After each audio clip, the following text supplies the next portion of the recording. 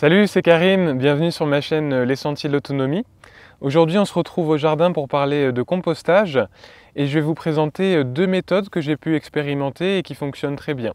C'est parti!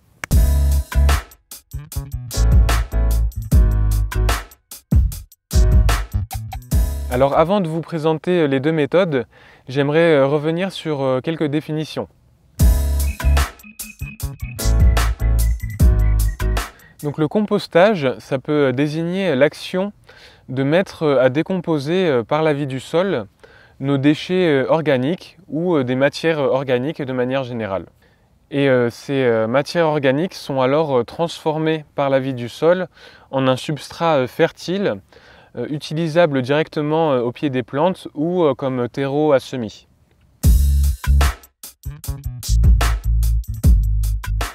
La vie du sol désigne l'ensemble des êtres vivants à la surface du sol et sous terre. Donc on va distinguer les bactéries, les protozoaires, les champignons, une microfaune comme les acariens par exemple, c'est tous les êtres vivants qu'on ne peut pas voir à l'œil nu, et aussi une macrofaune comme les lombrics, les cloportes ou encore les gules. Donc c'est tous les insectes et animaux qu'on peut voir à l'œil nu. Et la simple présence de ces êtres vivants dans notre sol, dans notre jardin, contribue pleinement à la fertilité de notre sol. Donc si on souhaite obtenir un sol riche et fertile, la première chose à faire, c'est de cultiver cette vie-là, avant même de cultiver des plantes. Donc composter, c'est mettre à décomposer les matières organiques grâce à la vie du sol. Mais les matières organiques, qu'est-ce que c'est ? Eh bien, ça représente toutes les matières issues d'êtres vivants, que ce soit les champignons, les plantes ou les animaux. Et contrairement aux matières minérales, les matières organiques sont facilement recyclables et biodégradables. Et on peut classer les matières organiques en trois familles, comme on peut voir sur ce tableau, avec à gauche celles qui sont riches en azote, ou dites azotées, comme les déchets de cuisine, le fumier frais, la tonte fraîche de jardin par exemple, ou encore l'urine. Il y a aussi des matières qu'on dit équilibrées, comme le foin, le fumier pailleux, le marc de café. Et enfin, on va retrouver des matières organiques carbonées ou riches en carbone, comme les feuilles mortes, la paille, la sciure, le carton ou encore le papier. Donc généralement, les matières organiques azotées sont fraîches, jeunes et souvent vertes. Et les matières carbonées sont généralement sèches, plutôt dures et brunes. Un compostage rapide, efficace et sans odeur, c'est un compostage où les matières organiques vont être équilibrées, c'est-à-dire où on aura un peu plus de matière carbonée que de matière azotée. Donc la première chose à faire avant de composter, c'est d'essayer d'identifier la nature des déchets organiques qu'on a entre les mains. Est-ce qu'ils sont plutôt azotés, comme les déchets de cuisine, ou est-ce qu'ils sont plutôt carbonés, comme par exemple des déchets de taille de jardin? Et ensuite, on va venir déposer nos déchets et équilibrer nos apports. Donc avec de la matière azotée si nos apports sont carbonés, ou avec de la matière carbonée si nos apports sont azotés. Bon, assez de théorie, je vous propose de passer à la pratique en allant voir mon ami vieux. C'est parti!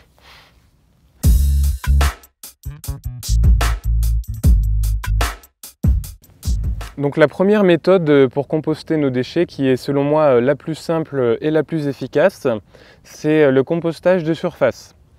Alors pour ce faire, c'est très simple, on vient sur notre zone de culture. Là on est sur le potager de la maison où je vis. Et c'est des tiques ça? Non, c'est pas des tiques.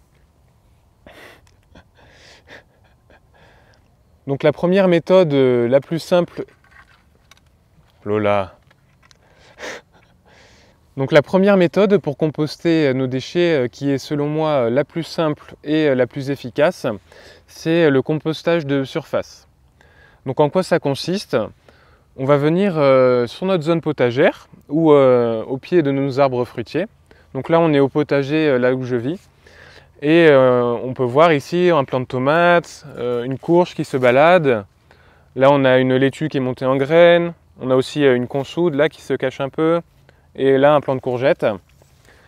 Donc, je viens au pied de mes légumes et je vais venir écarter le paillage. Donc, moi, j'ai du paillage sur toutes mes zones de culture et en grosses couches. Donc, je préfère mettre le compost, les déchets de cuisine directement sous le paillage. Donc, j'écarte le paillage jusqu'à avoir la terre. Et je viens déposer mes déchets de cuisine. Voilà, je fais un tas assez épais. Et je viens recouvrir de paillage. Ah, une coquille d'œuf, important de bien les casser en morceaux. Là, ça n'a pas été le cas. Voilà. Mais on peut aussi mettre les déchets de cuisine par-dessus le paillage et venir recouvrir avec du paillage. Là, moi, c'est de la tonte du jardin. Je l'avais mise fraîche carrément, ça n'avait pas posé de problème. Mais vous pouvez mettre des feuilles mortes ou de la paille, s'il y en a près de chez vous, de la paille bio, ou même de la sciure. Et comme ça, moi, je viens mettre à décomposer tous mes déchets de cuisine, sans exception. Que ce soit les coquilles d'œufs, là, bien cassées en morceaux, c'est important. Mais aussi, je mets les peaux d'agrumes, pareil, en morceaux. Quand j'ai des petits bouts de viande, des restes de viande, je les mets aussi. Donc voilà, je trouve que c'est bien pour tous les déchets de cuisine. Par contre, pour les déchets de toilette sèches, c'est pas très recommandé pour des questions sanitaires. Vous pouvez plutôt les mettre au pied de plantes ornementales ou d'arbres fruitiers.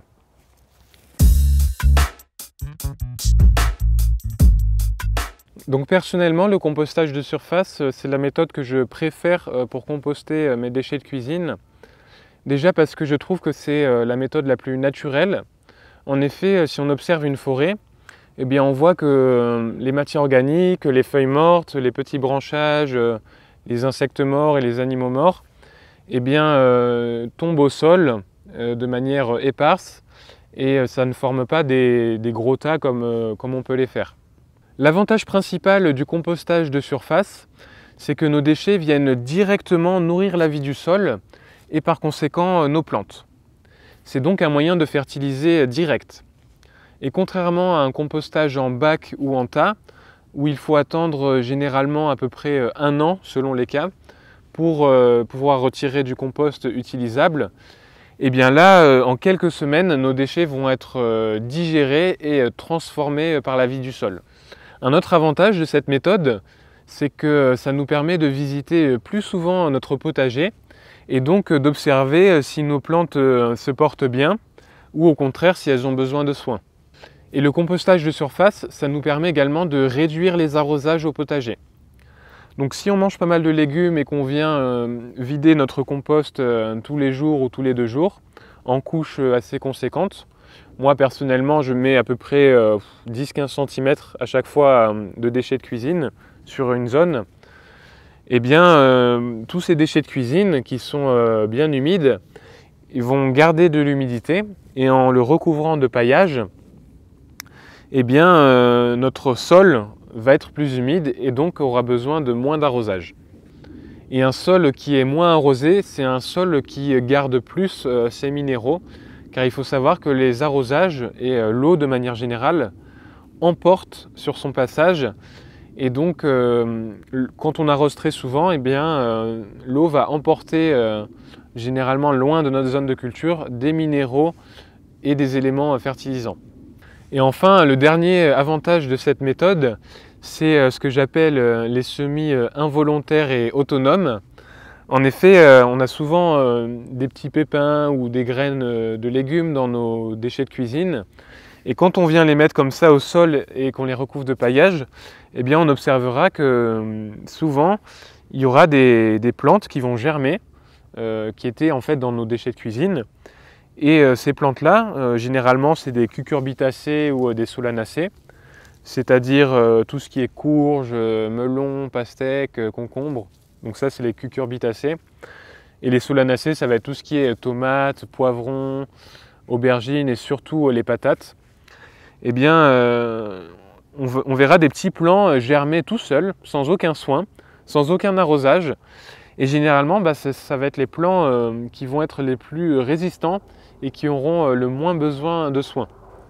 Mais le compostage de surface a également des inconvénients.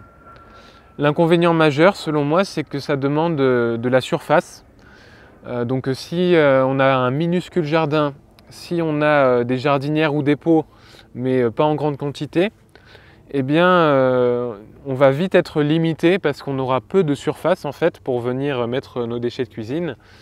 Et donc dans ce cas-là, ça pourrait être compliqué en fait de faire du compostage de surface par manque de place en fait. Et un autre inconvénient, c'est qu'on ne peut pas venir récolter de compost, de substrat pour faire nos semis, parce que tout est digéré et transformé par la vie du sol. Et on peut également faire du compostage de surface directement dans une jardinière ou dans un pot. Donc là, c'est une jardinière en bois de palette sans vis que j'ai fabriquée et qui marche très bien. J'avais fait une lasagne, je ne sais pas si vous connaissez cette technique. Mais si ce n'est pas le cas, vous pouvez aller voir sur YouTube Super Culture en lasagne. Et donc, pour faire du compostage de surface en jardinière, il suffit juste de garder de l'espace entre la surface de la terre et la surface totale de la jardinière, de manière à ce qu'il y ait un peu de place pour remettre du compost. Et on va venir, comme au jardin, prendre les déchets de cuisine. Voilà, on les met directement au sol de la jardinière. Et là, vu que les déchets de cuisine sont azotés, si vous avez bien suivi, ils sont au frais, je vais venir recouvrir avec du paillage qui est sec. Voilà.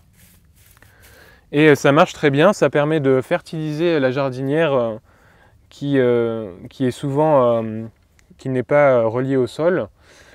Et ma mère a expérimenté ça sur son balcon et elle m'a dit qu'elle avait des plants de tomates et d'aromatiques magnifiques. Et elle, carrément, elle va à la fin des marchés récupérer les fruits et légumes abîmés pour les mettre à composter dans ses jardinières. Donc voilà, c'est une très bonne idée de recyclage de déchets, encore une fois, même quand on n'a pas de jardin. Et le compostage de surface, c'est aussi un excellent moyen de recycler ces déchets issus du jardin, comme les tailles de haies ou d'arbres. Et pour ce faire, eh bien, il suffit juste de venir les étaler dans un coin du jardin que vous n'utilisez pas. Et vous verrez que en fait, ça va se décomposer doucement mais sûrement. Et si on vient sous tous les déchets, je vais vous montrer un peu la terre d'en dessous. Eh bien, ça va vous faire une belle terre, bien riche. Ça sent bien le champignon, ça sent la forêt. Là, je peux vous montrer, je ne sais pas si vous voyez. Une terre bien foncée, riche en matière organique et souple. Donc voilà, ça c'est juste avec des déchets de jardin, on peut avoir une belle terre. Si besoin, si on a besoin par exemple de remplir une jardinière ou un pot, eh bien on peut venir mettre un coup de râteau, récupérer cette belle terre. Et c'est un excellent moyen de recycler ces déchets de jardin de manière respectueuse du vivant. Et ça nous évite surtout d'aller en déchetterie où on ne sait pas ce que deviennent nos déchets verts.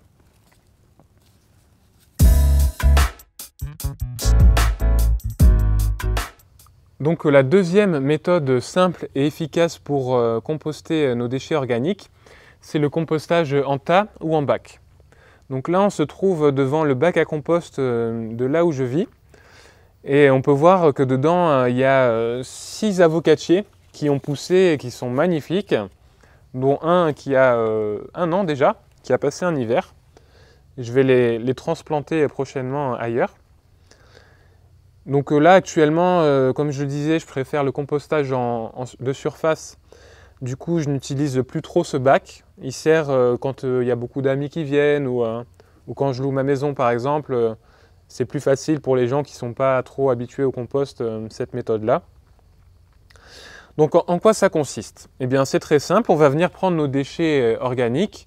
Donc moi là, je vais prendre mes déchets de cuisine et je viens les déposer dans le bac ou sur mon tas. Voilà, j'essuie un peu le saladier.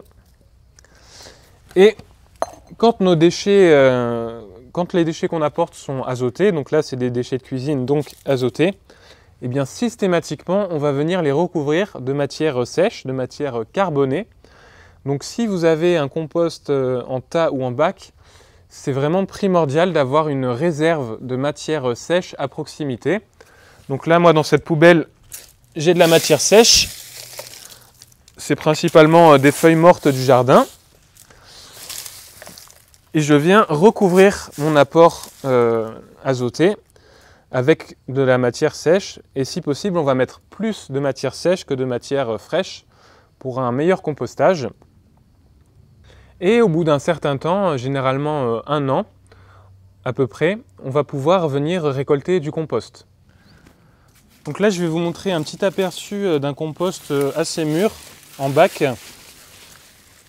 Donc en grattant là comme ça, on voit que un peu en profondeur, eh bien, on a comme du terreau là, très très noir, inodore, et il y a plein de petits vers là, vous voyez, là il y a un asticot, là on a un ver de terre, qui viennent terminer de décomposer les matières organiques qui sont encore un peu grosses. Et donc ça, vous le mettez au pied de vos légumes ou dans vos pots, vous verrez, vous aurez des plantes magnifiques.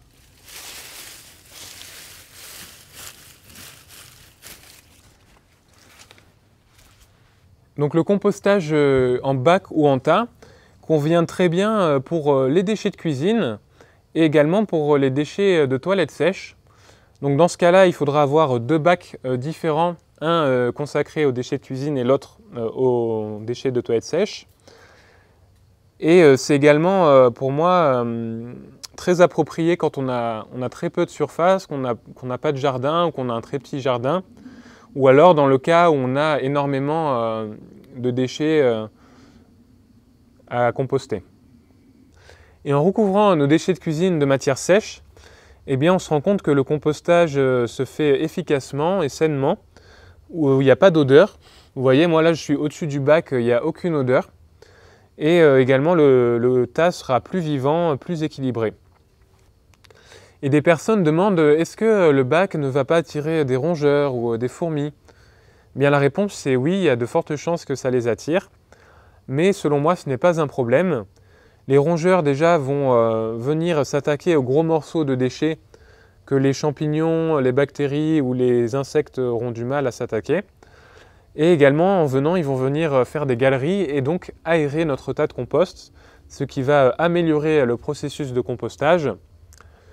Et les fourmis, eh bien, c'est pareil, elles vont venir un peu aérer le tas et l'enrichir aussi par la même occasion, et également consommer, transformer des déchets que les autres insectes auront du mal à transformer.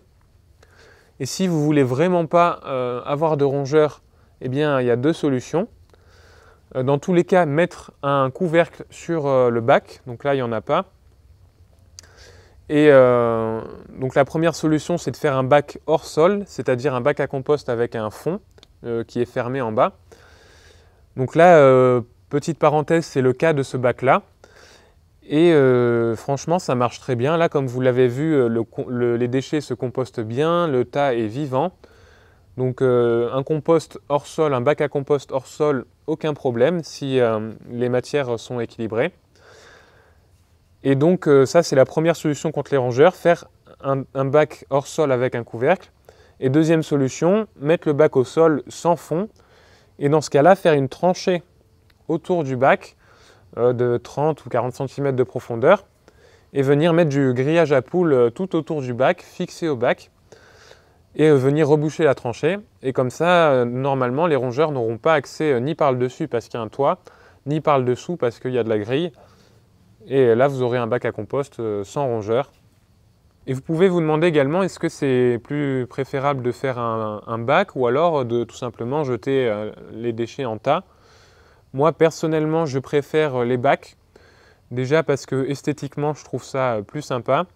Et également, ça nous permet de pouvoir gagner de la hauteur sur notre tas de compost et donc gagner de la place. Donc les avantages de cette méthode de compostage, c'est que déjà on peut récolter du compost. Au bout d'1 an à peu près, on peut venir récolter un terreau très fertile, soit pour faire des semis, soit pour l'incorporer à la terre au pied de nos plantes. Et le deuxième avantage, c'est que ça demande peu d'espace. Un bac de 1 mètre carré au sol peut suffire pour un foyer, mais également pour tous ceux qui ont des grosses quantités de déchets de cuisine, par exemple, donc les immeubles sans jardin, ou alors les restaurants ou les cantines. Eh bien, le fait d'avoir des bacs, ça permet de pouvoir mettre à recycler une grande quantité de déchets. Et dans ces cas-là, si on en a énormément, c'est préférable de faire 3 bacs successifs. Donc si les 3 bacs sont vides, on va venir remplir le premier bac. Et une fois qu'il est rempli, généralement, bon, ça dépend vraiment hein, des déchets qu'on va apporter, ça peut mettre 1 mois ou plusieurs mois. Une fois qu'il est rempli, on va remplir le bac suivant et on va arrêter de remplir le premier. Une fois que le deuxième bac est rempli, on arrête de remplir le deuxième bac, on remplit le troisième. Et une fois que le troisième bac est rempli, quand on revient au premier, normalement, les déchets sont compostés, sont utilisables. On pourra alors vider le premier bac et le remplir à nouveau, et ainsi de suite. Et l'inconvénient principal de cette méthode, c'est que nos déchets de cuisine, pendant le processus de compostage, qui dure donc à peu près 1 an, eh bien pendant ce temps-là, ils ne profitent pas, nos déchets, à la vie du sol de notre potager, et par conséquent à nos plantes. Donc j'ai pu expérimenter ces 2 méthodes ici, et les 2 fonctionnent très bien. Ma préférence, encore une fois, va pour le compostage de surface, pour sa simplicité, son efficacité et son côté fertilisant direct. Mais après, selon les situations, encore une fois, le compostage en tas ou en bac pourra être plus approprié.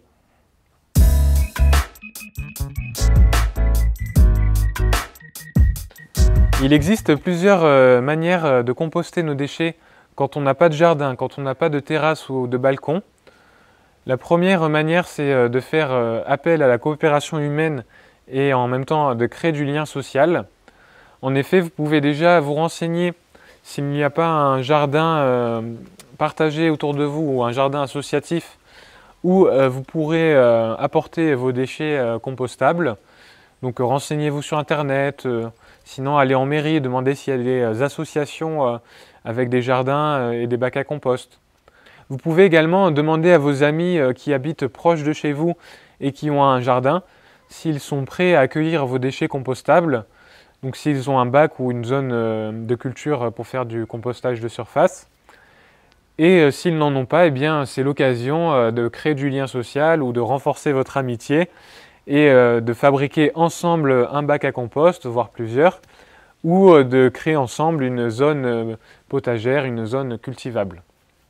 Et si vous n'avez ni jardin, ni terrasse, ni balcon, et que vous n'avez pas d'amis proches qui ont de jardin, eh bien vous pouvez toujours vous rassembler avec les personnes qui ont le même besoin que vous, avec les personnes qui cherchent à composter leurs déchets mais qui n'ont pas l'espace.